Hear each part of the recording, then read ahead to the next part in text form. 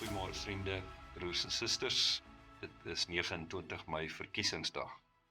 Ons het eergister as moderaal in Psalm 25 gelees, 'n gebed dat die Here ons op sy pad sal lei. Vers 4 sê: Here, maak u pad aan my bekend, leer my u weë. En Psalm 25 sê die pad van die Here is 'n pad van liefde en waarheid, 'n pad van trou aan sy verbond en 'n pad van ontzag vir die Here, 'n respek vir hom. En dis die gebed waarmee ons hierdie dag ingaan. Ons gebed is 'n gebed van dankbaarheid, dat ons in vryheid ons verantwoordelikheid in hierdie land kan nakom, om te kan stem.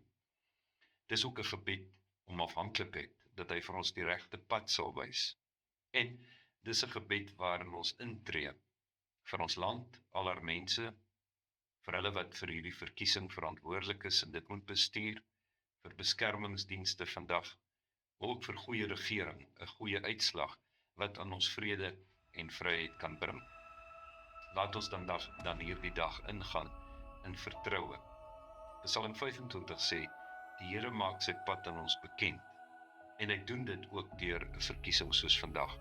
Laat ons hom daarvoor vertrou. Beste mense vir hierdie dag. Groete.